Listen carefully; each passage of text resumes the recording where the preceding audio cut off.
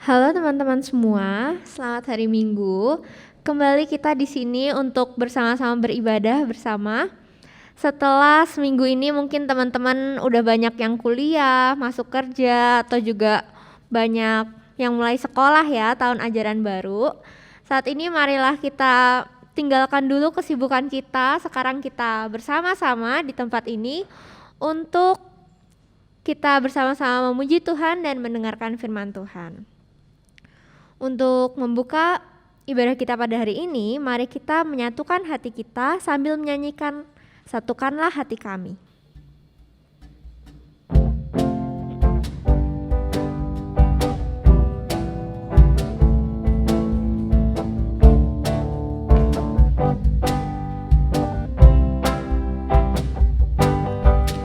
Satukanlah hati kami untuk memuji dan menyembah, oh Yesus, Tuhan dan Rajaku. Eratkanlah tali kasih di antara kami semua, oh Yesus, Tuhan dan Rajaku. Bergandengan tangan dalam satu kasih, bergandengan tangan dalam satu iman, saling mengasihi di antara kami, keluarga kerajaan Allah.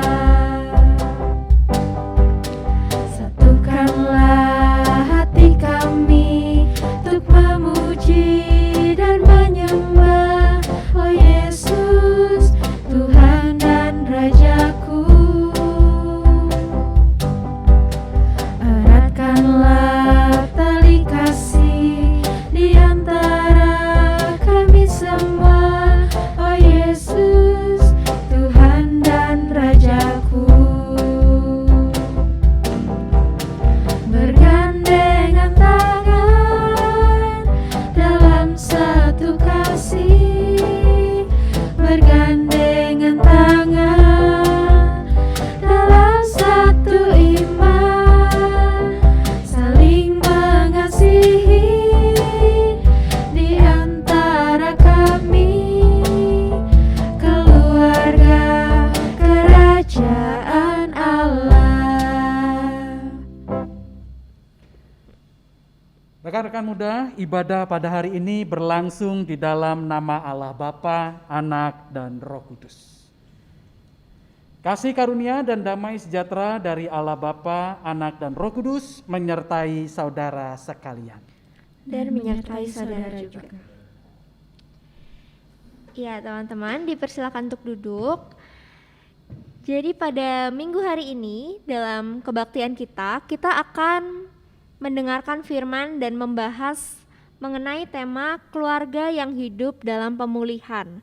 Seperti apa sih pemulihan yang dimaksud? Nanti akan dijelaskan lebih lanjut melalui khotbah ya.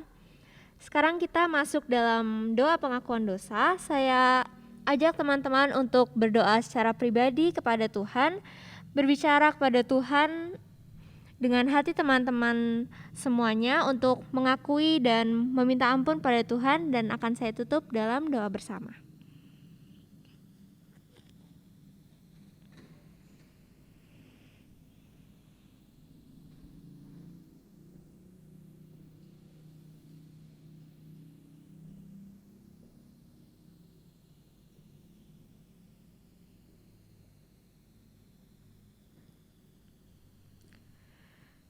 Tuhan, ini kami, anak-anak-Mu, di tempat kami masing-masing.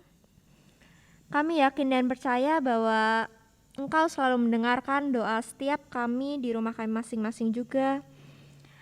Dan kami percaya juga Engkau selalu membimbing kami dalam hidup kami. Inilah doa kami masing-masing, pengakuan kami dari hati kami. Kami memohon ampun dan maaf jika ada perkataan kami, perbuatan kami yang seringkali menyakiti hati-Mu dan tidak sesuai dengan kehendak-Mu. Kami mohon kiranya Engkau selalu membimbing kami, selalu menyertai kami, agar kedepannya kami juga bisa menjadi pribadi yang lebih baik, bertumbuh dalam Tuhan. Kami juga bisa menjadi terang di dunia ini, dan kiranya kami bisa melakukan hal-hal dan menuturkan kata-kata sesuai dengan kehendak-Mu saja. Hanya dalam nama-Mu saja kami serahkan doa kami. Amin. Ya teman-teman, saya akan membacakan berita anugerah dari Tuhan yang diambil dari 1 Petrus 1 ayat 3.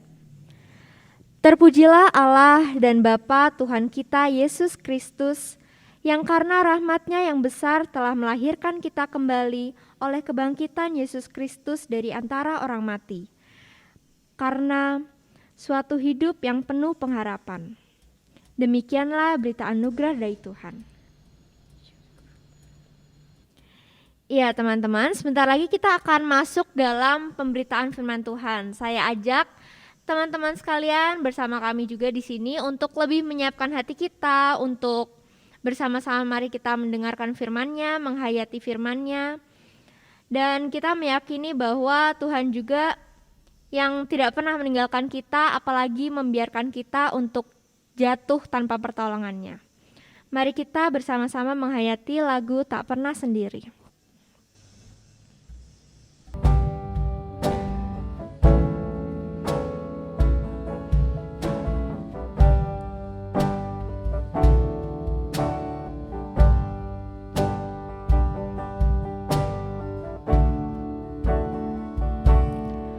Saat kau jatuh dan terluka, hidup hampa kau rasa, jangan pernah takut dan menyerah, karena aku pernah merasakannya. Saat kau sendiri menanti harapan yang tak pasti, janganlah kau bimbang menjalani, karena semua pernah aku lalui. Bulu yang patah terkulai takkan pernah dipatahkan, sumbu yang pudar nyalanya takkan pernah dipadamkan. Sadarilah bahwa kau takkan pernah sendiri, ada Yesus yang selalu peduli.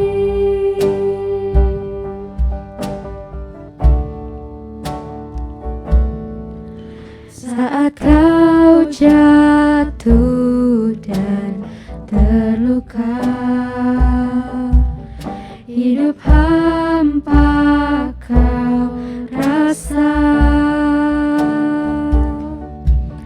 janganlah takut dan menyerah, karena aku pernah merasakannya.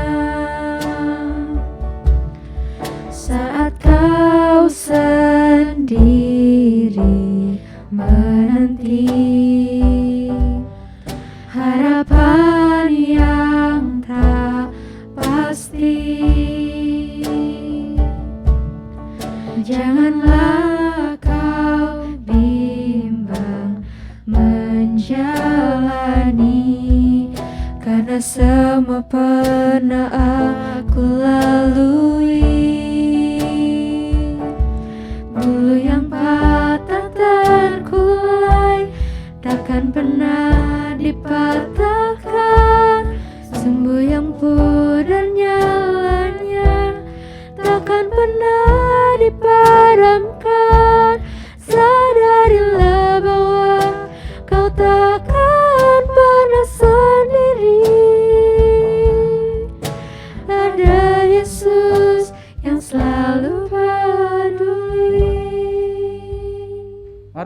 kita bersatu di dalam doa.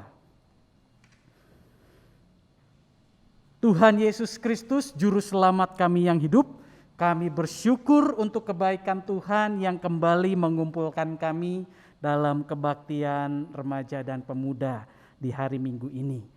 Kami percaya Engkaulah yang berencana yang indah untuk kami, sehingga sekalipun kami beribadah melalui media sosial, kami tetap dapat merasakan kasih dan penyertaan Tuhan. Tuhan, kami sebentar hendak membaca dan mendengarkan firman-Mu, berikanlah hikmat kepada kami supaya kami mengerti apa yang menjadi kehendak-Mu.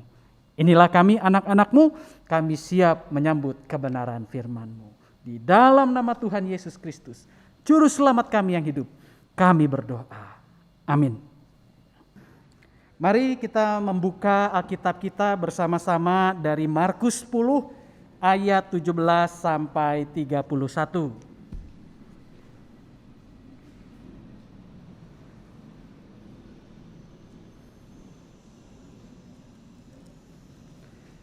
Demikianlah firman Tuhan tertulis.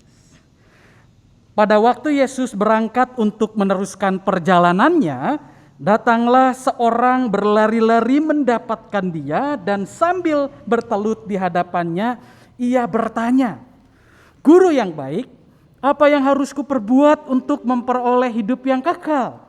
Jawab Yesus, "Mengapa kau katakan aku baik? Tak seorang pun yang baik selain daripada Allah saja. Engkau tentu mengetahui segala perintah Allah. Jangan membunuh, jangan berzina, jangan mencuri, jangan mengucapkan saksi dusta, jangan mengurangi hak orang, hormati ayahmu dan ibumu." Lalu kata orang itu kepadanya, "Guru, semuanya itu telah kuturuti sejak masa mudaku." Tetapi Yesus memandang dia dan menaruh kasih kepadanya, lalu berkata kepadanya, "Hanya satu lagi kekuranganmu. Pergilah, jualah apa yang kau miliki dan berikanlah itu kepada orang-orang miskin. Maka engkau akan beroleh harta di sorga. Kemudian datanglah kemari dan ikutlah aku." Mendengar perkataan itu, ia menjadi kecewa, lalu pergi dengan sedih, sebab banyak hartanya. Lalu Yesus memandang murid-muridnya di sekelilingnya dan berkata kepada mereka, "Alangkah sukarnya orang yang beruang masuk ke dalam kerajaan Allah." Murid-muridnya tercengang mendengar perkataannya itu. Tetapi Yesus menyambung lagi, "Anak-anakku, alangkah sukarnya masuk ke dalam kerajaan Allah. Lebih mudah seekor unta melewati lubang jarum daripada seorang kaya masuk ke dalam kerajaan Allah." Mereka makin gempar dan berkata seorang kepada yang lain, "Jika demikian, siapakah yang dapat diselamatkan?" Yesus memandang mereka dan berkata, "Bagi manusia, hal itu tidak mungkin. Tetapi bukan demikian bagi Allah. Sebab segala sesuatu adalah mungkin bagi Allah." Berkatalah Petrus kepada Yesus, "Kami ini telah meninggalkan segala sesuatu dan mengikut Engkau." Jawab Yesus, "Aku berkata kepadamu, sesungguhnya setiap orang yang karena aku dan karena Injil meninggalkan rumahnya, saudaranya laki-laki atau saudaranya perempuan, ibunya atau bapaknya, anak-anaknya atau ladangnya, orang itu sekarang pada masa ini juga akan menerima kembali 100 kali lipat rumah, saudara laki-laki, saudara perempuan, ibu, anak dan ladang, sekalipun disertai berbagai penganiayaan, dan pada zaman yang akan datang ia akan menerima hidup yang kekal. Tetapi banyak orang yang terdahulu akan menjadi yang terakhir, dan yang terakhir akan menjadi yang terdahulu." Demikianlah pembacaan Alkitab. Diberkatilah kita yang membaca firman Tuhan dan merenungkannya serta melakukannya di dalam kehidupan kita setiap hari. Haleluya. Keluarga yang hidup dalam pemulihan. Rekan-rekan muda yang dikasihi Tuhan Yesus Kristus, seperti yang kita tahu Yesus adalah sosok yang populer di masa lalu. Dan tentu kalau ia adalah sosok yang populer, dia pasti banyak pengikutnya, banyak followersnya. Mirip kayak artis-artis TikTok atau Instagram. Kalau mereka populer dan terkenal, tentu followersnya pun juga ada puluhan ribu. Sama seperti Yesus, pada saat itu tidak ada medsos, tetapi para pengikut Yesus ini selalu mengikuti Yesus kemanapun ia pergi. Bayangkan, yang mengikuti Yesus ini jumlahnya bukan hanya puluhan, tetapi ratusan bahkan ribuan. Kita bisa melihat dari peristiwa di mana Tuhan Yesus pernah memberi makan 5.000 orang. Luar biasa terkenalnya Tuhan Yesus pada masa itu. Bahkan bukan hanya orang-orang yang hanya ingin menjadi pengikutnya saja yang banyak, tetapi ada orang-orang yang ingin mendapatkan status lebih ketika sudah menjadi pengikut Tuhan Yesus. Nah, jadi kalau menjadi pengikut Tuhan Yesus, mereka ini pengen jadi inner circle-nya Yesus, pengen jadi orang-orang dalamnya Yesus. Ya mirip lah mungkin kalau kita ngefans pada seorang artis Instagram maupun YouTube, kita pengen banget jadi inner circle-nya. Kita pengen banget punya kontak dengan artis itu, kita pengen banget bekerja atau setidaknya berelasi atau kenal dengan artis itu. Ya, nah inilah yang juga dirasakan oleh para pengikut Tuhan Yesus yang jumlahnya ada ribuan itu. Ada di antara mereka yang pengen statusnya itu bukan hanya sekedar pengikut yang asing di mata Tuhan Yesus, tetapi menjadi orang-orang terdekat Tuhan Yesus. Dalam hal ini mereka ingin menjadi murid-murid Tuhan Yesus. Jadi seperti yang kita tahu juga, murid-murid Tuhan Yesus itu jumlahnya ada 12. Mereka ingin menjadi bagian dari ke-12 murid Tuhan Yesus itu. Mereka ingin melayani ke kota-kota sama seperti Tuhan Yesus dan murid-muridnya melayani ke kota-kota. Di dalam Markus 10 ayat 17 sampai 31, kita menjumpai sepenggal kisah seorang yang datang kepada Yesus ingin menjadi bagian dalam pelayanan Yesus seperti murid-muridnya. Alih-alih bertanya kepada Tuhan Yesus tentang perbuatan baik apa lagi yang harus ia lakukan untuk memperoleh hidup yang kekal, dia mempromosikan dirinya bahwa ia layak untuk menjadi bagian dalam pelayanan Yesus.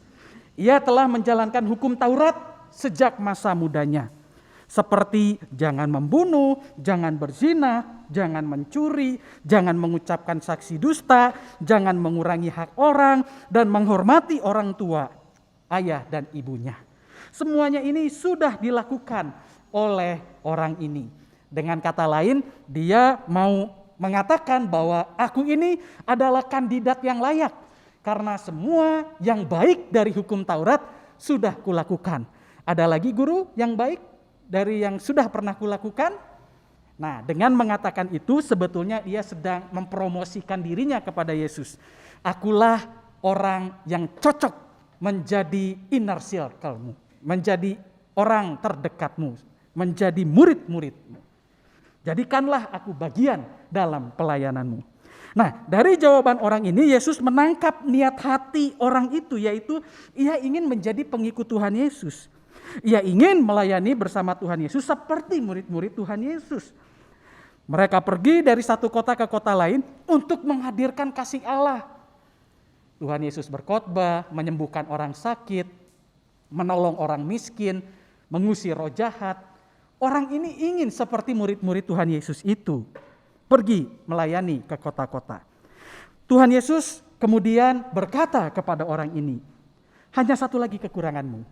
Pergilah, jualah apa yang kau miliki dan berikanlah itu kepada orang-orang miskin.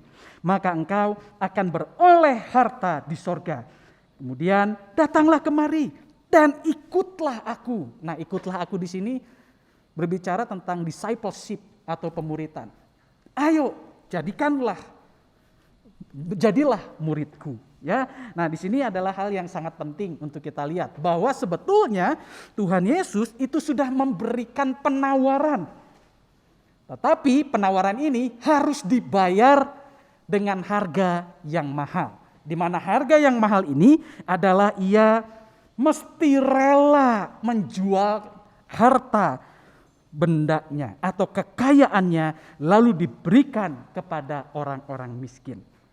Perkataan Yesus ini sebetulnya sama seperti pesan Yesus kepada ke-12 muridnya di dalam Markus 6 ayat 8. Nah, jadi Tuhan Yesus itu bicara soal menjual harta, bicara soal jangan melekatkan diri pada harta benda. Kalau engkau mau melayaniku, layanilah dengan sungguh-sungguh, tinggalkanlah semuanya itu. Bukan kali pertama ini saja di dalam Markus 10. Sebetulnya Tuhan Yesus pernah berbicara kepada ke-12 muridnya terdahulu di Markus 6 ayat 8. Saat mengutus ke-12 muridnya, Tuhan Yesus berpesan kepada mereka supaya jangan membawa apa-apa dalam perjalanan mereka. Kecuali tongkat, roti pun jangan, bekal pun jangan, uang dalam ikat pinggang pun jangan. Nah, jadi sebetulnya hal seperti ini itu sudah disampaikan oleh Yesus kepada murid-muridnya. Maksud dari pesan Tuhan Yesus ini sebetulnya adalah Tuhan Yesus meminta agar murid-murid membebaskan pikiran mereka dari kepentingan-kepentingan pribadi yang bisa menghalangi pelayanan mereka. Mereka mesti benar-benar mengarahkan hati dan pikiran mereka kepada pelayanan saja. Inilah yang mau Tuhan Yesus terapkan juga kepada orang yang datang kepadanya di dalam Markus pasal 10. Tuhan Yesus mau supaya orang ini melepaskan kemelekatannya kepada hal-hal yang bisa menghalanginya dalam pelayanan, yaitu harta kekayaannya, yaitu harta bendanya. Sebenarnya Tuhan Yesus tidak membenci orang kaya atau orang yang memiliki banyak uang. Mereka tetap bisa menjadi berkat bagi orang lain melalui pekerjaan mereka. Tetapi jikalau seseorang itu ingin ikut melayani Tuhan Yesus sebagai full timer, sebagai penuh waktu, seperti murid-muridnya, maka ia harus bersedia melepaskan dirinya dari kemelekatan-kemelekatan duniawi seperti itu. Utamanya adalah melepaskan diri dari kemelekatan pada harta. Pilihan inilah yang sukar bagi orang kaya di zaman Yesus. Mereka ingin menjadi murid Yesus yang melayani ke kota-kota, tetapi ingin tetap mengurusi perkara-perkara keuangan. Hal inilah yang sukar dilakukan karena akan mengalihkan fokus pada pelayanan penuh waktunya. Jadi Tuhan Yesus meminta kepada orang-orang yang memang berkomitmen untuk menjadi full timer, oke, kalau kamu mau jadi full timer seperti murid-murid Tuhan Yesus, kamu harus benar-benar melepaskan segala sesuatu yang bisa mengganggu pelayananmu. Dan di zaman Tuhan Yesus yang cukup dan sangat bisa mengganggu pelayanan adalah keterikatan kepada harta benda, kepada uang. Inilah yang menjadi salah satu alasan mengapa rekan-rekan muda bisa melihat bahwa pendeta GKI itu tidak punya pekerjaan sampingan, atau tidak menduduki satu jabatan tertentu di dunia, entah sebagai CEO, sebagai manajer bank, sebagai pengusaha atau entrepreneurship, ya, sebagai pedagang, sebagai pemain saham dan lain sebagainya. Karena segala sesuatu yang dibutuhkan oleh pelayan Tuhan disediakan oleh Tuhan sendiri, yang kemudian terorganisir melalui jemaat, yaitu gereja. Nah, jadi sebetulnya inilah yang mau ditawarkan oleh Yesus kepada orang yang bertanya itu. Sudahlah, lepaskanlah dirimu dari pikiran-pikiran yang mengganggumu dalam pelayananmu dan fokus saja pada pelayanan. Percayalah bahwa Tuhan sendirilah yang akan mencukupkan kamu. Tuhan sendirilah yang akan memperlengkapi setiap kebutuhan kamu. Nah, jadi ini adalah satu faktor kunci yang sangat penting jikalau seseorang mau menjadi pengikut Tuhan Yesus secara full timer. Ya, mereka benar-benar harus hidup dengan iman. Iman bahwa mereka pasti dipelihara oleh Tuhan. Nah, ini sesuatu yang mungkin sukar oleh orang-orang kebanyakan di dunia ini. Karena orang-orang di dunia ini kebanyakan ingin kepastian, ingin settle dulu, hidup aja ada asuransinya. Ya, jadi kalau kecelakaan ada yang menjamin. Nah, kalau hidup sebagai orang Kristen, yang menjamin adalah iman saja, percaya saja. bahwa hidup kita akan dipelihara. Nah, hal-hal seperti inilah yang sukar untuk orang-orang di masa Tuhan Yesus. Bahkan di masa kini juga. Orang ingin settle, orang ingin tahu dulu apa yang menjamin dan memastikannya. Orang sukar untuk hidup dengan iman. Ya kalau bicara tentang iman ya sesuatu yang sifatnya tidak jelas akan seperti apa wujudnya. Tetapi justru inilah yang mau Tuhan Yesus bawa kepada kita melalui bacaan firman Tuhan hari ini. Oleh karena itu menarik dimasukkan ayat 28 sampai 31 dengan judul perikop upah mengikuti Yesus. Tuhan Yesus mengatakan bahwa kepada Petrus yang bertanya, kami sudah meninggalkan segala sesuatu. Tuhan Yesus berkata, aku berkata kepadamu, sesungguhnya tiap orang yang karena aku dan karena Injil meninggalkan rumahnya dan keluarganya, orang itu sekarang pada masa ini juga akan menerima kembali 100 kali lipat. Nah, Tuhan Yesus sebetulnya mau berkata bahwa mereka yang mendedikasikan dirinya untuk melayani Tuhan penuh waktu, mereka pasti akan dijamin kehidupannya di dunia ini. Nah, itulah yang menjadi janji dari Tuhan. Kalau kita benar-benar mendedikasikan diri pada pelayanan penuh waktu, maka Tuhanlah yang akan memperlengkapi. Rekan-rekan dikasihi Tuhan Yesus Kristus. Selain itu, inilah yang juga menjadi pelajaran bagi kita. Kalau misalnya kita memutuskan untuk tidak menjadi pelayan Tuhan full timer, hanya menjadi pelayan Tuhan yang biasa saja, artinya kita masih menjalankan kehidupan pekerjaan kita di dunia ini. Apakah itu salah di mata Tuhan? Tidak juga.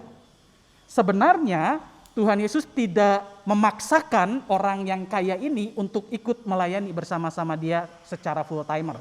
Dia bisa saja terus melayani dia dengan caranya dia, dengan pekerjaannya dia, dengan hartanya dia tetap bisa menjadi berkat. Demikian pula kita sekarang ini. Kita tetap bisa melayani Tuhan dengan kehidupan pekerjaan kita sekarang ini. Nah, tetapi kita perlu mengubah mindset kita terhadap pekerjaan. Seringkali kalau orang lain tanya, ngapain sih lu kerja? Cari duit, ngumpulin duit. Itu kata orang-orang.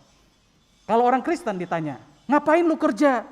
Gua cinta sama Tuhan, gua sayang sama Tuhan, makanya gua bekerja, gua pakai akal budi, talenta, tubuh gua untuk berkarya. Gua mau nama Tuhan dipermuliakan dengan pekerjaan gua. Uang akan datang karena Tuhan menjanjikan itu. Ya, Tuhan di dalam Alkitab mengatakan, engkau akan menerimanya 100 kali lipat.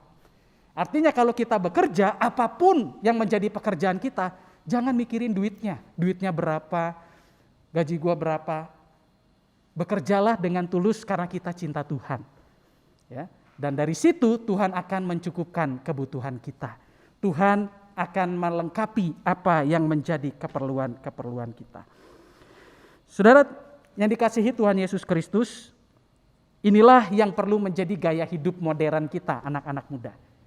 Kalau dunia menawarkan cari uang sebanyak-banyaknya, kalau kita tidak. Uang itu hanya bonus.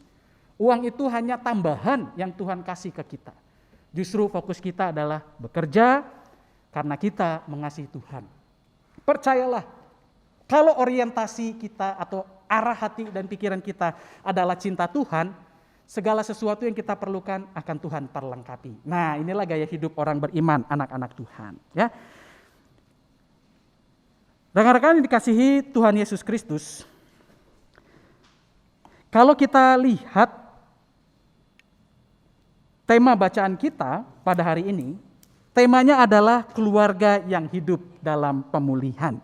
Refleksi apa yang bisa kita kaitkan dengan tema ini sebetulnya?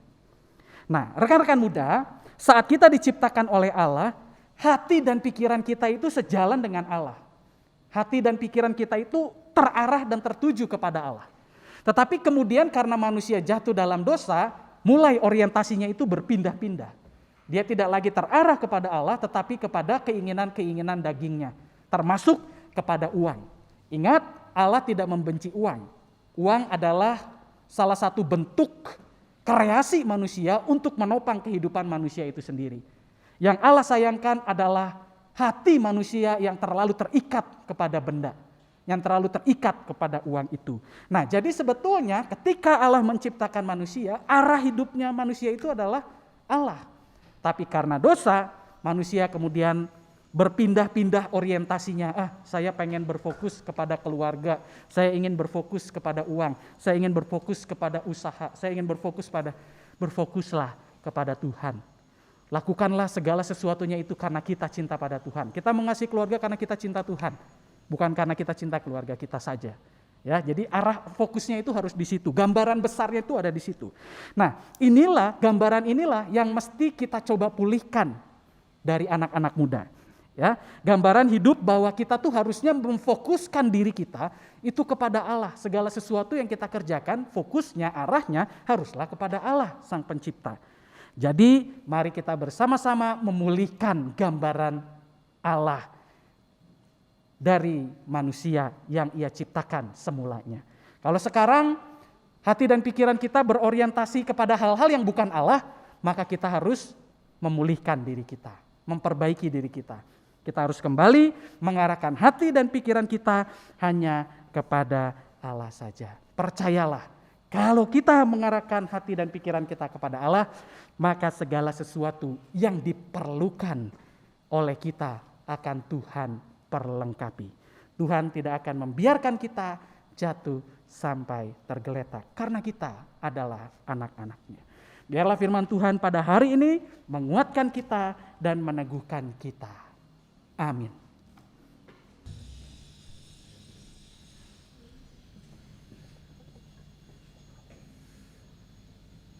Jemaat sekalian, dipanggil berdiri, kita akan bersama-sama sehati mengucapkan pengakuan iman rasuli kita bersama-sama dengan umat Tuhan di sepanjang abad tempat. Marilah kita mengucapkan pengakuan iman rasuli iman kita menurut pengakuan iman rasuli sebagai demikian. Aku percaya kepada Allah, Bapa yang Maha Kuasa, Khalik langit dan bumi, dan kepada Yesus Kristus, Anak-Nya yang tunggal, Tuhan kita, yang dikandung dari Roh Kudus, lahir dari anak darah Maria, yang menderita sengsara di bawah pemerintahan Pontius Pilatus, disalibkan, mati dan dikuburkan, turun ke dalam kerajaan maut. Pada hari yang ketiga, bangkit pula dari antara orang mati, naik ke surga, duduk di sebelah kanan Allah, Bapa yang Maha Kuasa. Dan dari sana Ia akan datang untuk menghakimi orang yang hidup dan yang mati. Aku percaya kepada Roh Kudus, gereja yang kudus dan am, persekutuan orang kudus, pengampunan dosa, kebangkitan orang mati, dan hidup yang kekal. Amin. Silakan duduk.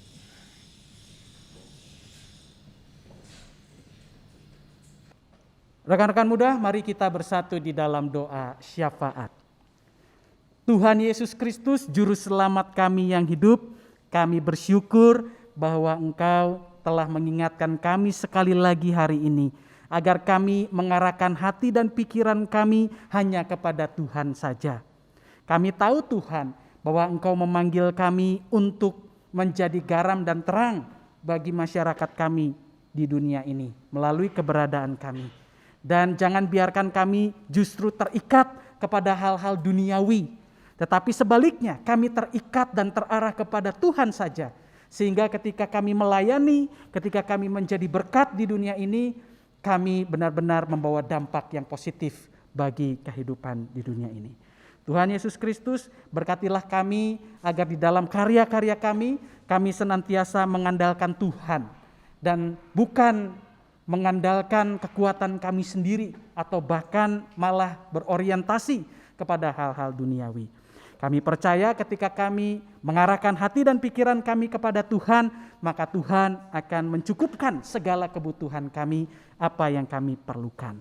Tuhan Yesus Kristus, di dalam doa syafaat ini kami berdoa bagi anak-anak mudamu di gereja kami, untuk komisi remaja dan komisi pemuda. Engkau telah memanggil mereka untuk menjadi tanganmu, mendatangkan damai sejahtera bagi jemaat ini. Kiranya Tuhan memberikan hikmat kepada mereka, agar mereka bisa mengerjakan apa yang menjadi kehendak Tuhan, membangun jemaat ini, khususnya anak-anak muda. Biarlah Tuhan juga menolong mereka untuk menjalankan setiap program kerja yang menjadi bentuk dari pembangunan Tuhan akan jemaat ini. Tuhan Yesus Kristus, kiranya juga Tuhan memberkati relasi kami sebagai siswa dan siswi di tempat di mana kami dididik, di sekolahan maupun universitas.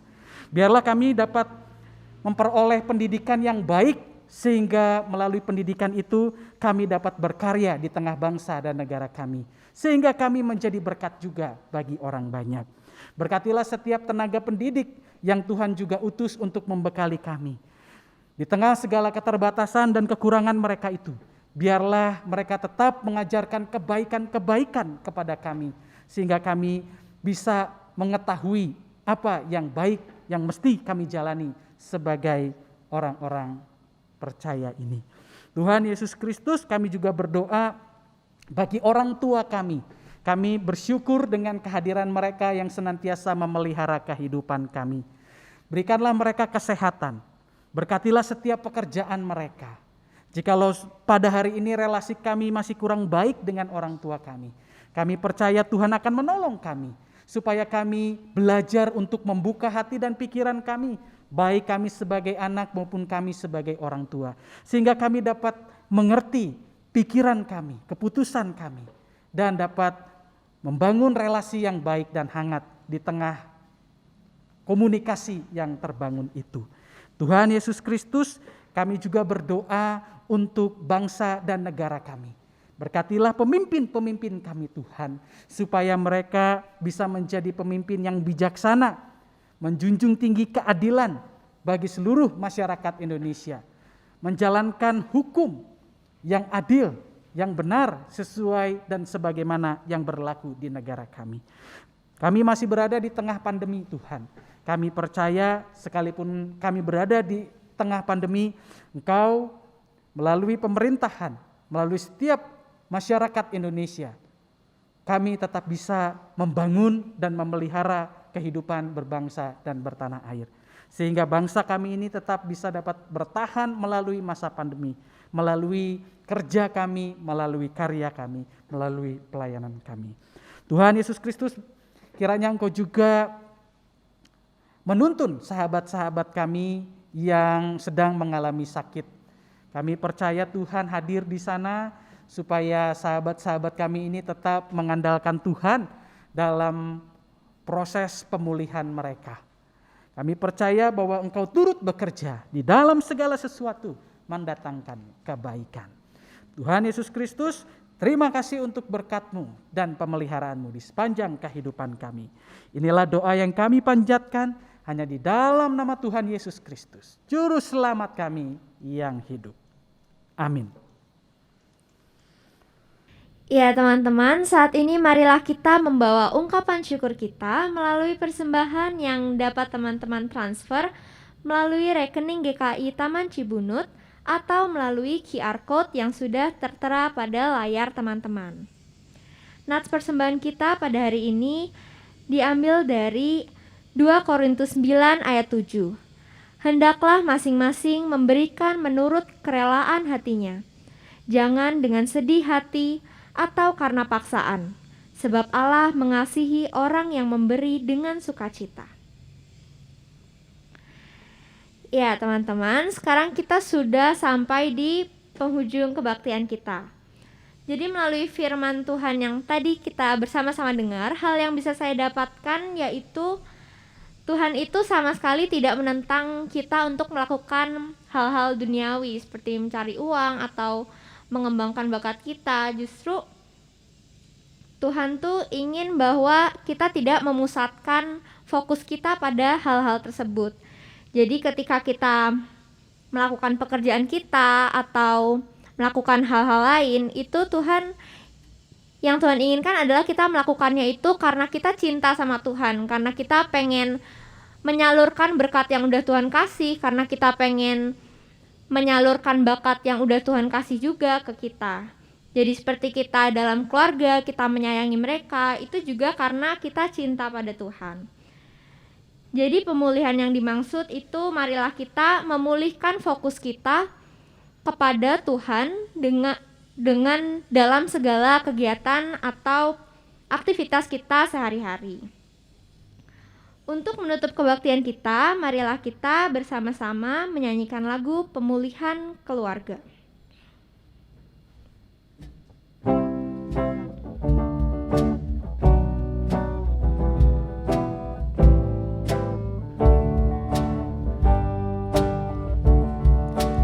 Ini saatnya Tuhan kan melawat keluargaku.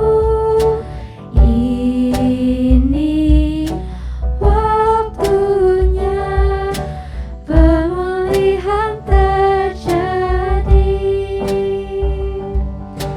Keluargaku milikmu, selalu berharga di matamu. Kau satukan, kau berkati untuk kemuliaan-Mu. Ini saatnya Tuhan kan melawat keluargaku.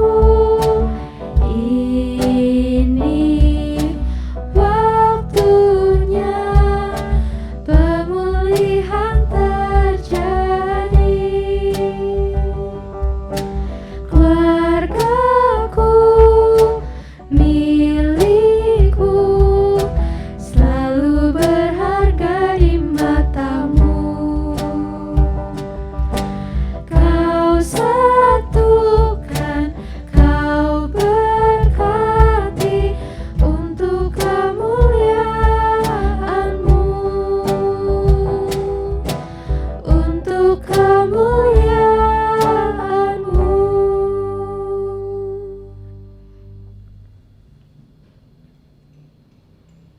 Arahkanlah hatimu kepada Tuhan dan terimalah berkat-Nya. Tuhan menyinari engkau dengan wajah-Nya dan memberi engkau kasih karunia.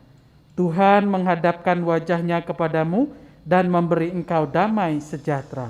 Haleluya. Amin.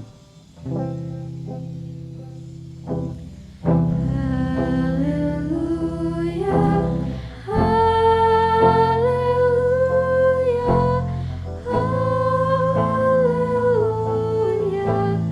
haleluya, haleluya, haleluya, amin, amin, amin.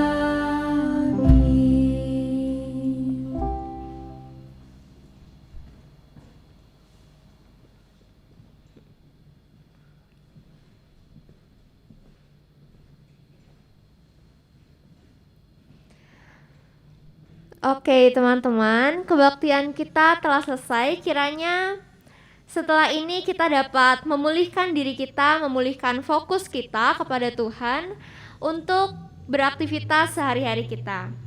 Selamat hari Minggu, Tuhan Yesus memberkati kita semua.